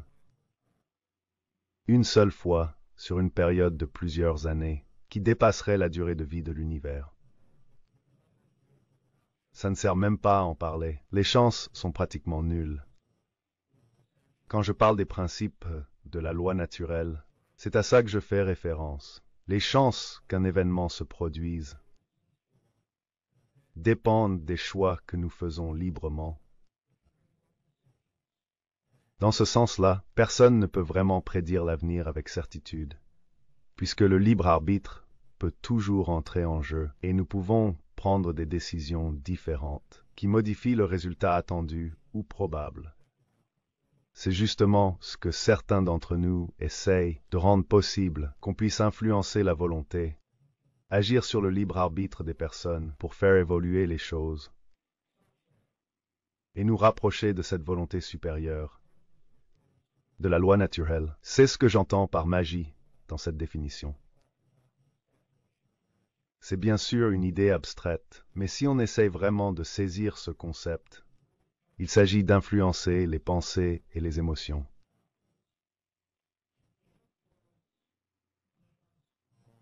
Et les actions des gens, afin qu'ils soient plus en harmonie avec la loi naturelle. Autrement dit, une loi morale supérieure, une vision plus élevée de la vie, et sur la façon de se comporter les uns envers les autres. Si on continue à négliger ce travail,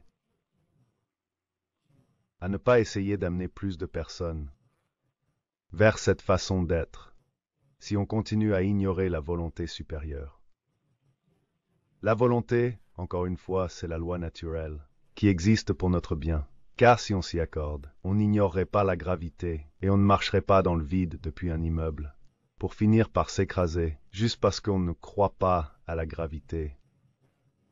On ignore tellement les principes de la loi naturelle que cela nous conduit à des conséquences négatives.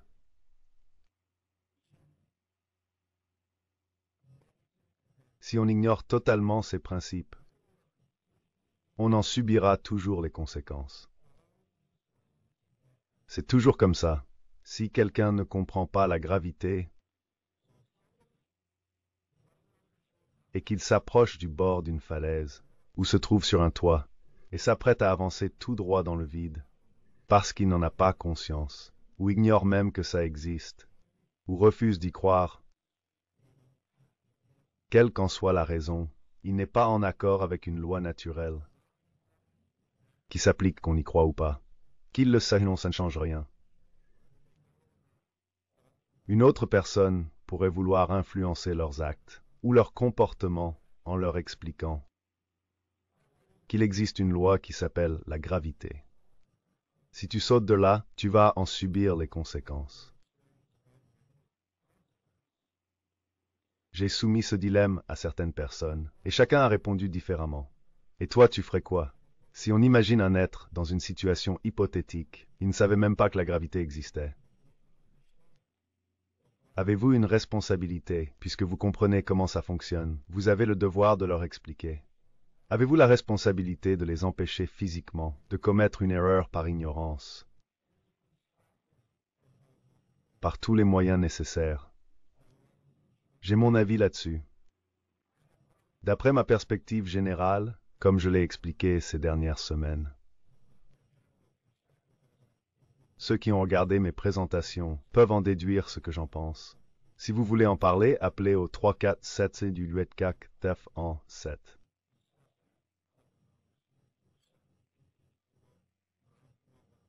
Pour revenir à la notion de volonté, la volonté dont il est question dans ces deux définitions n'est pas la même. Il existe deux formes de volonté. Dans la définition que j'ai donnée pour la magie, la volonté, la science et l'art d'influencer le changement, c'est ce qu'on appelle la volonté supérieure. C'est la loi naturelle. Ce sont les lois qui régissent le monde.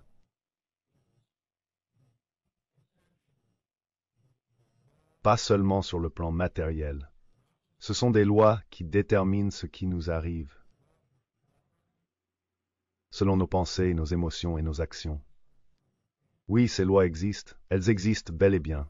Il y a des gens qui comprennent, et non, comment ça fonctionne dans le monde. Certains comprennent ces lois. Ceux qui rejettent ça d'office restent bloqués dans cette vision rationaliste du monde. Cette vision du monde fondée sur le hasard dont on a parlé.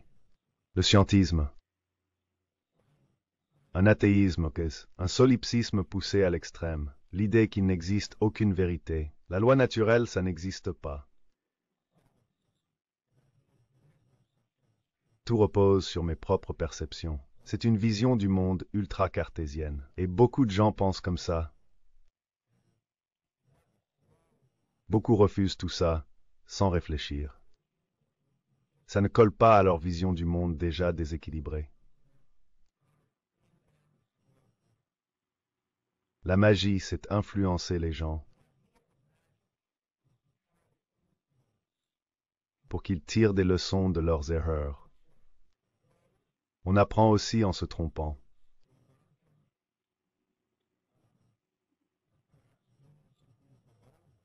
Peut-être apprendront-ils des erreurs des autres, qu'ils peuvent observer. Ils n'ont pas forcément besoin de vivre une expérience douloureuse, en tombant d'une falaise ou d'un immeuble, par exemple. Ce type d'influence est possible si on le veut vraiment. Qu'est-ce qui est nécessaire pour devenir un soi-disant magicien ou comme je vais l'expliquer, un alchimiste? Il faut comprendre la loi naturelle.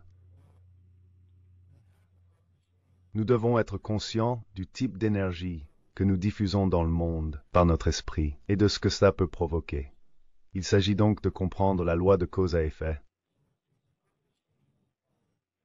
ou ce que certains appellent la loi de l'attraction. Comprendre que l'univers agit comme un miroir, reflétant ce qu'il y a en nous. C'est ça en fait, c'est une immense expérience dont le but est que l'on apprenne et que l'on grandisse, et qu'on puisse changer. Le mot univers vient du latin uni, qui veut dire un, et versare, qui signifie changer ou se transformer. Comme les feuilles qui passent du vert au brun. Elles ont changé, ils ont changé quelque chose. Les saisons ont tourné, elles sont passées d'une saison à l'autre. C'est ça le sens de l'univers, un seul grand changement. C'est ce changement dont je parle quand je parle de la volonté avec un grand V. Il s'agit de la volonté supérieure à l'origine de tout. Autrement dit, que ce ne soit pas ma volonté qui prime,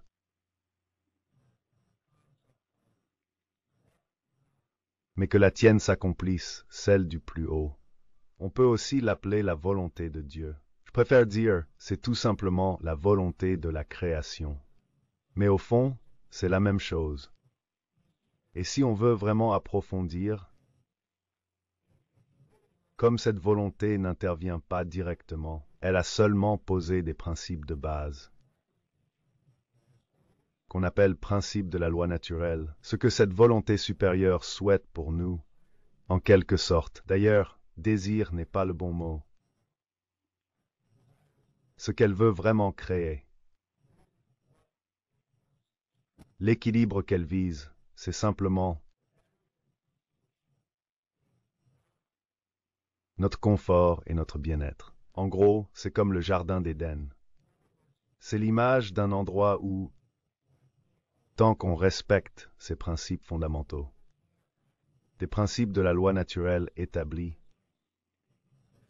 par la force intelligente à l'origine de tout, l'expérience que nous vivrons sera faite d'abondance, d'harmonie, de paix et de bonheur. Tout ce que tout le monde dit vouloir dans la vie. J'insiste sur le mot « disent », parce qu'ils prétendent vouloir tout ça, mais au fond c'est une condition. Il y a toujours des conditions si on veut quelque chose. C'est une question de cause à effet. Si vous voulez l'abondance, l'harmonie, la paix, la santé et le bonheur, alors il faut être prêt à penser, ressentir et agir selon cette volonté supérieure. Les principes de la loi naturelle et de la volonté supérieure s'appliquent en permanence. Nous y sommes tous soumis tant qu'on vit dans notre réalité physique. D'ailleurs, si quelqu'un sait comment en sortir, qu'il me le dise. Mais tant qu'on est là et qu'on vit dans cette réalité, ces principes et lois sont à l'œuvre. Elles déterminent les conséquences de nos actions. On appelle ça la loi de l'attraction. On l'appelle aussi la loi de cause à effet, ou encore la loi du karma. On lui a donné une multitude de noms. Mais la façon la plus simple de résumer tout ça, traite les autres comme tu aimerais qu'on te traite, parce qu'un jour, tu vivras les conséquences de tes actes. Il y a même un intérêt personnel dans ce principe. Si tu ne veux pas subir toi-même le mal que tu fais aux autres, ne faites pas de mal aux autres, parce que ça vous reviendra tôt ou tard. Selon la loi naturelle. C'est pour ça que nous en sommes, au niveau où nous en sommes, concernant la conscience, sur cette planète, et face au recul de la liberté humaine. Car cela est directement lié à la perte de notre alignement moral, avec les principes de la loi naturelle. J'espère que c'est clair. Je vais maintenant détailler ce qu'est la science de la magie. Et nous comparerons cela avec la science et l'art de la sorcellerie. Ce sont à la fois des sciences et des arts. La magie a un but, et elle dispose d'un moyen pour agir. Encore une fois, souvenez-vous que c'est une science et un art. Elle vise à provoquer des changements selon cette volonté supérieure que j'ai présentée au cours des 30 dernières minutes. Le but ultime, c'est d'atteindre un état de non-dualité. Par là, je ne veux pas dire que tout existe en même temps au même endroit, ou que rien ne soit distinct du reste. Je veux dire par là comprendre au fond de soi que nous ne sommes pas séparés. Les parties les plus élevées de nous-mêmes font toute partie de cette énergie créatrice universelle. Appelez-la Dieu si vous voulez.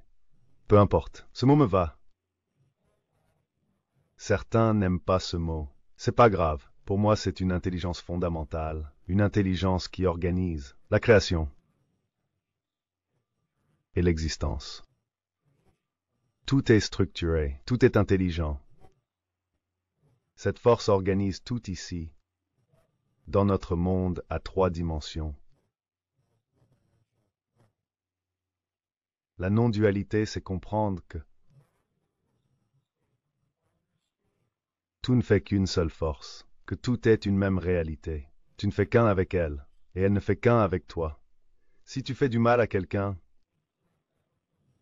c'est à toi-même que tu fais du mal. Si tu agis de façon purement égoïste, sans te soucier des autres, tu ne fais rien de vraiment utile. Au final, tu ne fais que te nuire à toi-même. Certaines personnes diront, mais ça se passe pas toujours comme ça dans la réalité. Non, en effet, et il y a des raisons à ça, dont on parlera dans les prochaines semaines. Si les gens ne constatent pas forcément à court terme les conséquences de leurs actes, et j'insiste à court terme parce qu'un jour, un équilibre se rétablira. S'ils ne s'en rendent pas compte tout de suite, c'est à cause de notre culture, de notre société. On est arrivé à un point tel que la société avance collectivement à l'encontre de la loi naturelle, qu'un petit groupe ait réussi à s'en exclure, temporairement. Je les appelle les sorciers. On en reparle dans un instant. Gardez-le en tête. C'est pour ça que certains disent cet équilibre dont vous parlez et la loi de l'attraction et le fait de devoir vivre ce qu'on fait aux autres. Pourquoi certaines personnes ne le vivent-elles pas tout de suite? Il y a 2 raisons à cela. Parfois, il y a un décalage entre ce que l'on fait et ce que l'on vit. Et aussi, les principes de la loi naturelle sont cachés.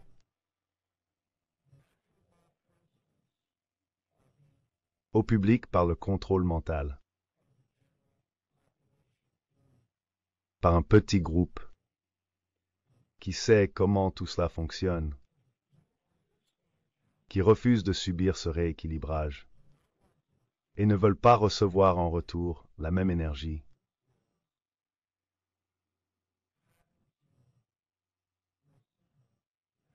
Ni vivre ce qu'ils font subir aux autres.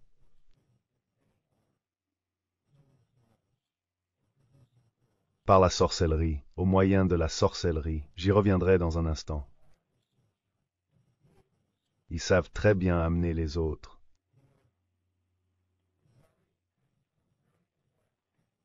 à empêcher que ça n'arrive. Du rééquilibrage naturel de l'univers, pour ainsi dire, en provoquant des événements qui leur retombent dessus, pour qu'ils subissent ce retour du karma. Si l'on peut dire, ce sont tous ceux qui servent les sorciers,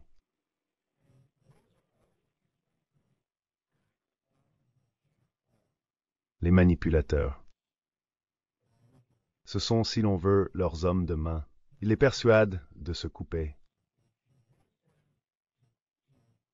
des conséquences de leurs actes qu'ils devraient normalement affronter. Et ils agissent ainsi pour retarder l'inévitable. Mais c'est inévitable, ils en subiront les conséquences tôt ou tard. La seule personne que le sorcier finit vraiment par tromper, en fin de compte, c'est lui-même. Pour ceux qui écoutent, ou qui pensent que leur vision du monde est la meilleure façon de vivre, ou d'exister dans le monde, on ne vivra jamais comme ça, sans en subir les conséquences. Un jour, ça vous rattrape. Comme dit Johnny Cash dans sa chanson, tu peux fuir longtemps, mais un jour ou l'autre, Dieu te rattrapera. Et quand on aborde la magie à un niveau plus avancé, on expliquera un peu ça et comment ils s'y prennent. Pour retarder l'inévitable, le but de la magie est d'atteindre la non-dualité. Elle vise à créer l'harmonie intérieure. Comprendre la non-dualité intérieure est la première clé pour vraiment ne faire qu'un avec soi-même quand on pratique la magie. Pour influencer quelqu'un, il faut vraiment être en accord avec soi-même. Il faut être prêt à faire ce qu'on affirme croire, ce qu'on sent être juste et ce qu'on sait juste. En somme, devenir quelqu'un dont les pensées, les sentiments et les actions sont alignés. Tout ne fait qu'un, il n'y a pas de séparation intérieure. Tu n'es plus en contradiction avec toi-même. Tu ne dis pas une chose en faisant le contraire. Tu ne fais pas semblant de ressentir autre chose. J'ai le sentiment que l'impôt, c'est du vol, c'est de la violence, arme à la main. On prend à l'un pour donner à l'autre. Même si je n'ai pas le droit de prendre quoi que ce soit à quelqu'un sans son consentement.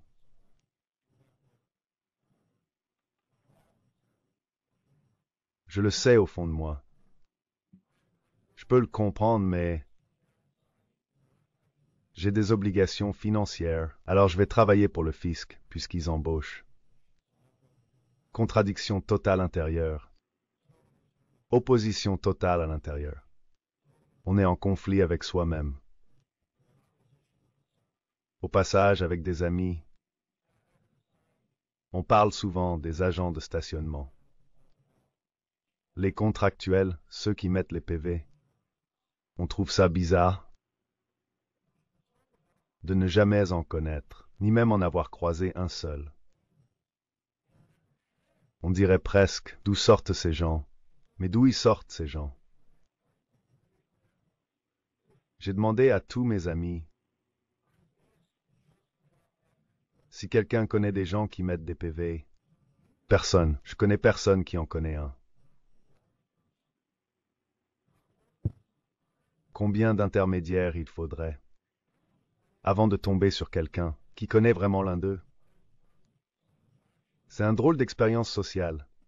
Demande juste autour de toi. Qui tu connais qui met des PV, qui bosse à la fourrière ou à la mairie pour les PV, dans votre ville? Je parie que vous trouverez personne qui connaisse ces gens, parce que d'après moi, la dynamique qui se produit vraiment à ce sujet, c'est qu'ils mentent simplement aux gens, parce qu'ils savent que personne n'aime leur boulot. Au fond, ils le sentent, et même consciemment que ce qu'ils font n'est pas bien. Ce n'est pas très moral, non? C'est pénible pour tout le monde. En fait, c'est clairement du parasitisme. Maintenant, n'importe qui peut venir et dire que c'est indispensable pour faire avancer la circulation. On se débrouillait très bien avant qu'il y ait des agents de stationnement. Et des horodateurs, la vie continuait normalement. On n'a pas besoin de gens pour faire ce boulot. C'est un boulot parasite. Voilà, c'est tout. c'est même pas juste mon avis, c'est la réalité. Tu vois? Et que personne ne fait ça, d'après toi. Et qu'ils mentent quand on leur demande ce qu'ils font. C'est comme ça que ça se passe. C'est pas possible. Il y a deux niveaux. Tu vois, toi qui poses la question, tu ne connais personne qui fait ça. Et aucun de tes amis non plus. Ne connais quelqu'un qui le fait. C'est quasiment impossible. Même si tu ne connais aucun flic personnellement. C'est sûr, dans votre entourage, il y a quelqu'un qui connaît un flic. Mais toutes les personnes à qui j'ai parlé, personne ne connaît personnellement quelqu'un qui assume d'être pervenche. Ça nous amène à la notion de non-dualisme. Au fond, cette personne a tellement honte de son métier qu'elle n'ose même pas le dire aux autres. Alors elle essaye d'éviter le jugement des autres. C'est surtout parce qu'elle est en conflit avec elle-même. Elle lutte contre sa propre conscience. C'est ce qu'on appelle une dissonance cognitive. Ils savent très bien que ce qu'ils font n'est pas bien. Personne n'aime ça, personne n'apprécie ça. Personne n'aurait vraiment envie de traîner avec eux, en sachant ce qu'ils font et en continuant, malgré tout. Si vous appreniez tout à coup qu'une connaissance avec qui vous passiez du temps depuis longtemps était un parc-maître, un agent verbalisateur, disons qu'il travaillait pour les services de stationnement de la ville, et que continua et à boire des verres avec lui, comme si de rien n'était, ou alors il y aurait de la tension. Sois honnête.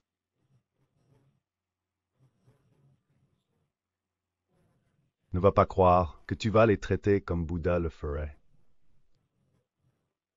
Parce qu'en vrai, la plupart des gens n'aiment pas ce genre d'activité. Ils savent qu'ils profitent. Tu vois, et franchement, tu les verrais autrement si tu avais encore envie de traîner avec eux. Et ils le savent. Cet exemple illustre parfaitement la notion de dualité présente chez une personne. Ils ne mentiraient pas sur ce qu'ils font pour éviter que les autres ne s'en aperçoivent et ne les traitent différemment au fond d'eux que ce qu'ils font est nuisible et mauvais. C'est ça la dualité, et en voici un bon exemple. La magie, elle, vise la non-dualité. C'est quelqu'un qui sait ce qui est juste, qui ressent la justesse des choses et agit en accord avec ce qu'il pense. Il ne cherche pas à se justifier. Il ne cherche pas d'excuses, du genre je devais faire ça, ou j'avais une facture à payer, ou il fallait que je m'occupe de quelqu'un. Dans la non-dualité, il n'y a pas de justification. Quand on sait que quelque chose est juste et qu'on le ressent profondément, ces actes suivent naturellement. Voilà, c'est tout. Il n'y a pas de mais. D'accord? Oui, je sais, mais il n'y a pas de mais. Tu le sais, tu le ressens, tu agis. Voilà, ça c'est la non-dualité. Ça va? Partant de cet état,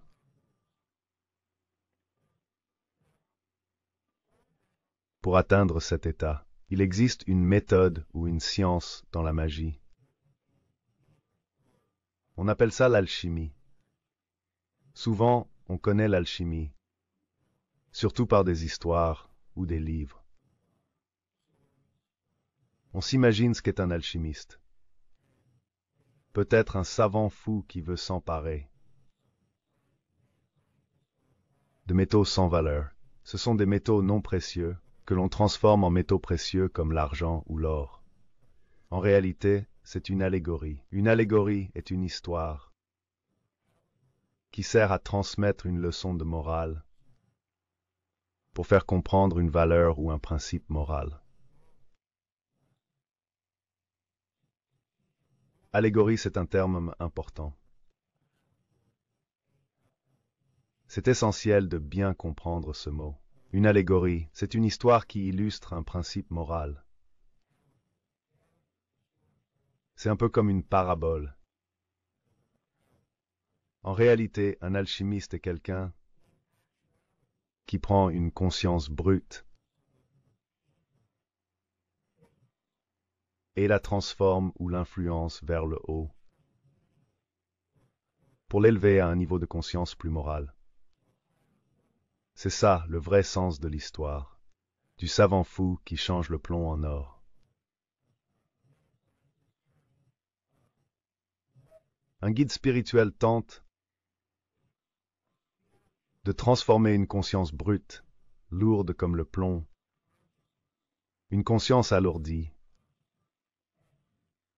encombrée d'attachements, d'illusions et d'égocentrisme.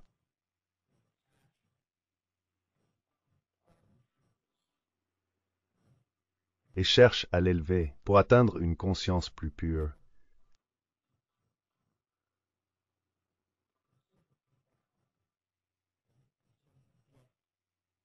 Précieuse comme l'or lumineuse, on accède alors à une conscience plus légère.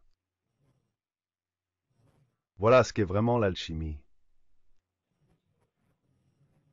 On l'utilise parfois pour parler du Doit, la transformation des métaux. Mais ce dont l'allégorie parle vraiment, c'est la transformation intérieure. C'est l'évolution de l'esprit et le cœur de celui qui est enfermé, dans des états de conscience limités, dans l'illusion. C'est en cela que l'alchimiste intervient. Mais il ne fait qu'accompagner ce changement.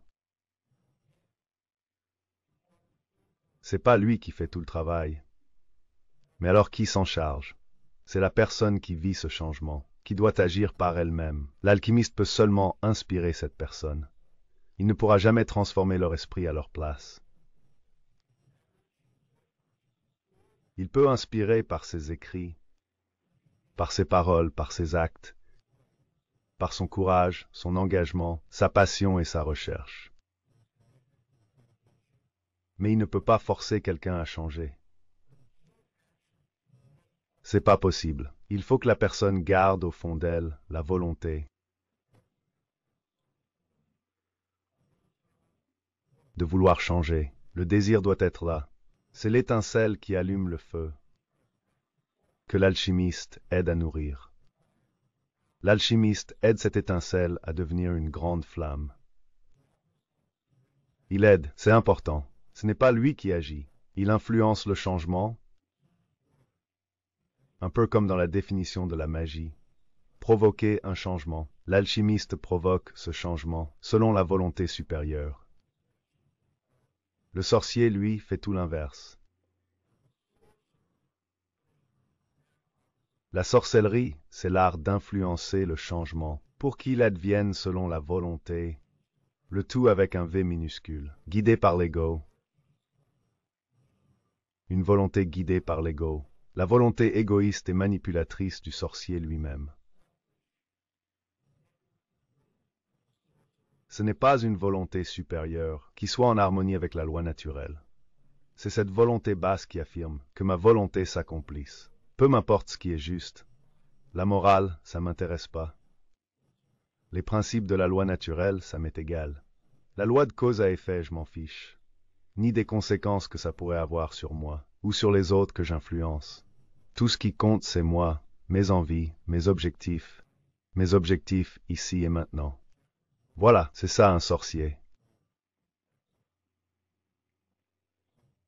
Et l'objectif du sorcier, c'est essentiel. C'est de faire exactement l'opposé du vrai magicien. Le but du sorcier est de semer la discorde en soi. Il veut instaurer le chaos aussi bien à l'intérieur qu'à l'extérieur. Il cherche à briser les gens de l'intérieur. Il les pousse à agir contre ce qu'ils ressentent au fond d'eux, comme étant juste. En somme, à faire taire leur conscience, et à commettre des actes qu'ils savent immoraux. Parce qu'ils sont absorbés par l'instant présent et obsédés par les avantages qu'ils vont en tirer. Des avantages qui seront uniquement pour eux. Alors le reste leur est totalement indifférent. Ils ont complètement détruit toute compassion. Ils l'ont fait disparaître sans remords. Tant que j'en tire profit, peu importe les conséquences pour les autres. Je ne pense qu'à moi. Point final. Ce genre de personne est dominé par... Et je parle de ce mot, de cette énergie, de cette force